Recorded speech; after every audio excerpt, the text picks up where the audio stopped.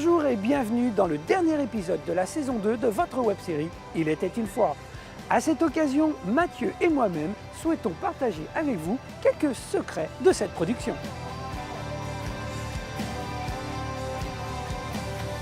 Commençons par rajouter des informations sur les épisodes diffusés cette année.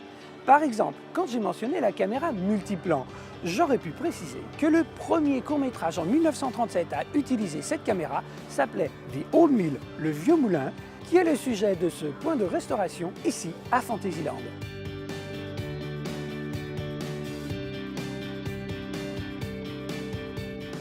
Pour compléter l'épisode sur les villes américaines représentées à Main Street USA, sachez que l'architecture du Disneyland Hotel s'inspire de celle de l'hôtel Del Coronado à San Diego en Californie. Dans ce même épisode, je dis que City Hall est inspiré par deux villes.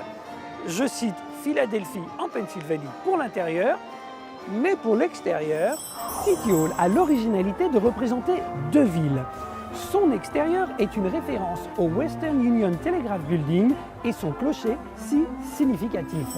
J'ai oublié de dire que le fameux gratte-ciel est dans la ville de New York. Tous ceux qui me connaissent pourront vous le dire, je ne suis pas bon en maths et en voici la preuve. J'aimerais d'ailleurs vous présenter le rétrofutur de notre Discoveryland, Discovery Bay, tel qu'il a été imaginé en 1974.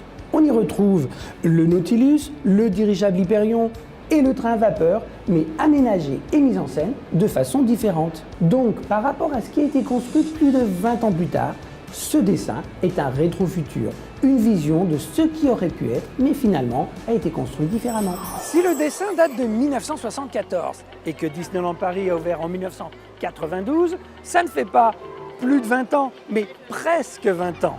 Cette fois, le compte est bon.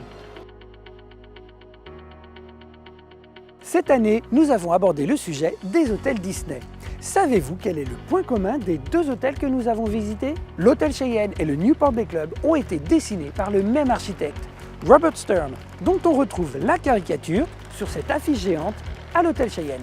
L'ironie a voulu que quand nous avons tourné l'épisode du Newport Bay Club, alors que je parlais de saison estivale en bord de mer, dehors, il neigeait.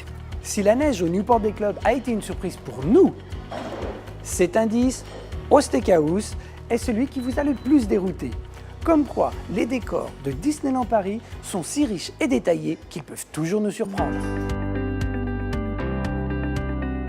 Comme je vous l'ai dit l'année dernière, cette web-série a eu un pilote il y a 10 ans.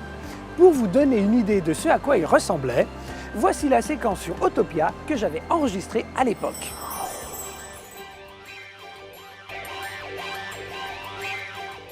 Ce que j'aime à Autopia, c'est que tout le monde peut conduire une voiture, surtout les enfants et même les adultes qui n'ont pas de permis, comme moi.